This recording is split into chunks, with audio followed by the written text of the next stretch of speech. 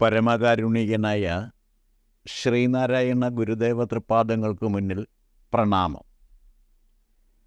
ശ്രീനാരായണ ഗുരുദേവ തൃപാദങ്ങളാൽ വിരചിതമായ വിശാഖ ഷഷ്ടി എന്ന കൃതിയിലെ 13ാമത് ശ്ലോകത്തിൻ്റെ പഠനത്തിലേക്ക് നാം പ്രവേശിക്കുകയാണ്.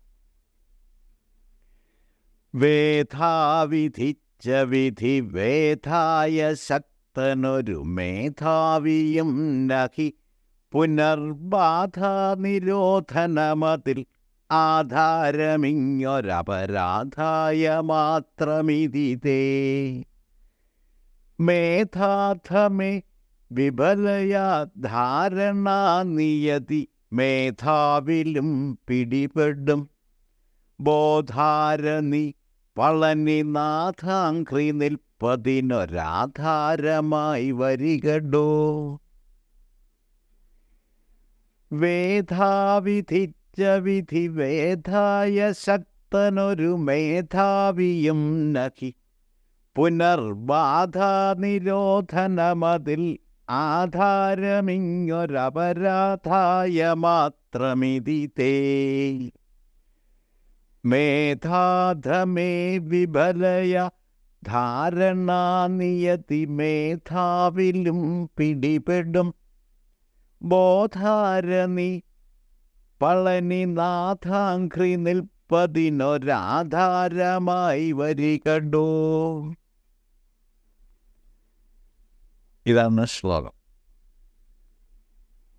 വേദാവ് ബ്രഹ്മാവ്, വേദാവിധിച്ച വിധി ബ്രഹ്മവിധി, വേദായ വേദിക്കാൻ അഥവാ എതിർത്ത് ഇല്ലാതാക്കാൻ, ശക്തൻ ഒരു മേധാവിയും നഹി ശക്തനായ ഒരു മേധാവിയുമില്ല, പുനർ എന്ന് പറഞ്ഞാൽ ഇനി വല്ല വീണ്ടും, ബാധാനിരോധനമതിൽ ആധാരം തടസ്സങ്ങൾ ഇല്ലാതാക്കുന്ന കാര്യത്തിൽ ആശ്രയിക്കാവുന്നതായി ഇങ്ങ് ഇവിടെ ഒരു അപരാധായ മാത്രം, കുറ്റബോധത്തിൻ്റെ പേരിലുള്ള പ്രായശ്ചിത്തം മാത്രമാണ് ഇതി എന്ന് മേധാധമേ അധമമായ മനസ്സേ.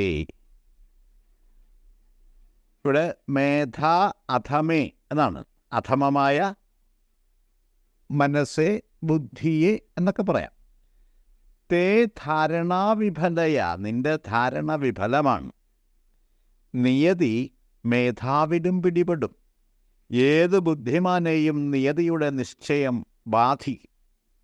ബോധാരൻ ബോധസ്വരൂപനായ ഹരൻ, അവിടെ ബോധാരൻ എന്നുള്ളതിനെ ബോധസ്വരൂപനായ ഹരൻ അല്ലെങ്കിൽ ശിവൻ എന്ന അർത്ഥത്തിലാണ് മനസ്സിലാക്കേണ്ടത്. ഈ പളനി നാഥാംഘ്രി ഈ പളനിനാഥൻ്റെ പാദാന്തികത്തിൽ നിൽക്കുന്നതിന് വേണ്ടി ഒരാധാരമായി വരികടോ, ഒരേ ഒരു ആശ്രയമായി വരികടോ എന്ന് പറഞ്ഞാൽ അങ്ങനെ ഉറച്ച് മനസ്സിലാക്കി അത് ഉൾക്കൊള്ളുവാൻ ശ്രമിക്കടോ എന്ന് മനസ്സിനോടാണ് പറയുന്നത്. ശ്ലോകാർത്ഥം സംക്ഷേപിച്ചിങ്ങനെ പറയാം. ബ്രഹ്മവിധിയെ തടുക്കാനുള്ള ശക്തിയുള്ള മേധാവികൾ ആരും തന്നെയില്ല.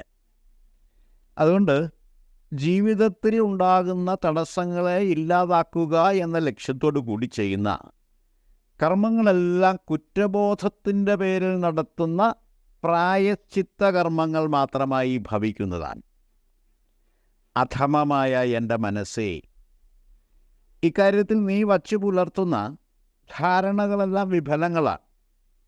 നിയതിയുടെ നിശ്ചയം ഒരു ബുദ്ധിമാനും ബാധകമാണ്, ഏതൊരു ബുദ്ധിമാനും ബാധകമാണ്. ബോധസ്വരൂപത്തിൽ അഥവാ ജ്ഞാനസ്വരൂപത്തിൽ വിരാജിക്കുന്ന ശിവൻ തന്നെയായ ഈ പളനിനാഥൻ്റെ പദാന്തികത്തിൽ നിലയുറപ്പിക്കുന്നതിന് വേണ്ടി നീ കാരണമായി ഭവിക്കുക. ബ്രഹ്മനിശ്ചയപ്രകാരമല്ലാതെ യാതൊന്നും ഇവിടെ സംഭവിക്കുന്നില്ല എന്നും ജീവിതത്തിൽ ഉണ്ടാകുന്ന തടസ്സങ്ങൾ നീക്കാനായി വൈദിക കർമ്മങ്ങളൊന്നും ഫലപ്രദമാവില്ല എന്നും അത്തരത്തിൽ ചെയ്യപ്പെടുന്ന കർമ്മങ്ങൾക്ക് പ്രായശ്ചിത്ത കർമ്മങ്ങളുടെ സ്ഥാനമേ ഉള്ളൂ എന്നുമാണ് ശ്ലോകത്തിൻ്റെ ആദ്യ പകുതിയിൽ പറഞ്ഞിരിക്കുന്നത്. തെറ്റ് ചെയ്തു പോയി എന്ന ബോധ്യമാണ് പ്രായശ്ചിത്തം. ഞാൻ കർത്താവാകുന്നു, ഞാൻ ഭോക്താവാകുന്നു എന്നിത്യാദി ചിന്തകളാണ് പ്രായശ്ചിത്ത കർമ്മപ്രേരണ ഉണ്ടാക്കുന്നത്. ബ്രഹ്മനിശ്ചയത്തിന് അതീതമായി യാതൊന്നും പ്രവർത്തിക്കാൻ ആരാലും സാധ്യമല്ല എന്നും നമ്മളാൽ ചെയ്യപ്പെടുന്ന സർവകർമ്മങ്ങളും ബ്രഹ്മത്തിൻ്റെ ഇച്ഛയാൽ സംഭവിക്കുന്നവ ആകുന്നു എന്നുമുള്ള ദൃഢബോധ്യമുള്ളവരെ സംബന്ധിച്ചിടത്തോളം പുണ്യപാപങ്ങൾക്കൊന്നും യാതൊരു പ്രസക്തിയുമില്ല. അതുകൊണ്ട് തന്നെ കുറ്റബോധമോ പ്രായശ്ചിത്ത ചിന്തയോ അക്കൂട്ടർക്കില്ല. വൈദിക കർമ്മങ്ങളെ പൗരോഹിത്യ ചൂഷണ വിദ്യകളായി മാത്രമേ വിദ്വാൻമാർ കണക്കാക്കുകയുള്ളൂ. സർവം ബ്രഹ്മമയം എന്നും സർവകർമ്മങ്ങളും ബ്രഹ്മകൃതങ്ങൾ എന്നുമുള്ള അടിയുറച്ച ധാരണയില്ലാത്ത അപക്വ മനസ്സുകളാണ് അധമ മനസ്സുകൾ.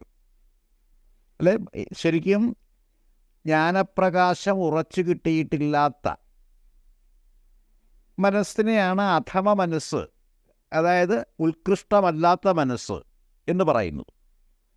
അധമ മനസ്സുകളുടെ ഉടമകളാണ് വൈദിക കർമ്മങ്ങളിൽ കൂടി ശ്രേയസ് ഉണ്ടാകും എന്ന് തെറ്റിദ്ധരിച്ച് മതകൽപ്പനകളെ അന്ധമായി പിന്തുടരുന്നത്. അങ്ങനെയുള്ളവരോട് ഗുരു നൽകുന്ന ആഹ്വാനമാണ് ആത്മഗത രൂപേണ ഈ ശ്ലോകത്തിൽ വരയപ്പെട്ടിരിക്കുന്നത്. ബോധാരൻ ഈ പളനിനാഥാംഘ്രി നിൽപ്പതിനൊരാധാരമായി വരികടൂ എന്ന് സ്വന്തം മനസ്സിന് നിർദ്ദേശം നൽകിക്കൊണ്ടാണ് ഗുരു ഈ ശ്ലോകം ഉപസംഹരിച്ചിരിക്കുന്നത്. ബോധാരൻ എന്ന പദത്തിൻ്റെ വാഗർത്ഥം ബോധസ്വരൂപനായ അഥവാ ജ്ഞാനമൂർത്തിയായ ഹരൻ എന്നാകും. ഹരനും ശിവനും ഒരാൾ തന്നെയാണ്. ബോധാരൻ ഈ പളനിനാഥൻ എന്ന് പറഞ്ഞിരിക്കുന്നതിൻ്റെ അർത്ഥം പളനിനാഥനായ സുബ്രഹ്മണ്യൻ ശിവൻ തന്നെയാകുന്നു എന്നാണ്. വിശ്വസംരചനയിലെ സൃഷ്ടിന്മുഖ സംഹാരധർമ്മ പ്രഭാവത്തെയാണ് ശിവതത്വമായി ഭാവന ചെയ്യപ്പെട്ടിരിക്കുന്നത്. അതേ പ്രഭാവം തന്നെ സുബ്രഹ്മണ്യനിലും ദർശിക്കണമെന്നാണ് ഉപദേശിച്ചിരിക്കുന്നത്. സർവത്ര സർവ്വതിലും കുടികൊള്ളുന്ന പരബ്രഹ്മത്തെ സുബ്രഹ്മണ്യനിലൂടെ സാക്ഷാത്കരിച്ചെടുക്കാൻ ശൈവതത്വത്തെ ആധാരമായി കാണാനാണ് ഗുരു സ്വന്തം മനസ്സിന് നൽകുന്ന നിർദ്ദേശം. ഇത്രയും കാര്യങ്ങളാണ് ഈ ശ്ലോകത്തെപ്പറ്റി വിശദീകരിക്കാനായിട്ടുള്ളത്. ഞാൻ എൻ്റെ വാക്കുകൾ ഉപസംഹരിക്കുന്നു. ഗുരുധർമ്മം വിജയിക്കട്ടെ.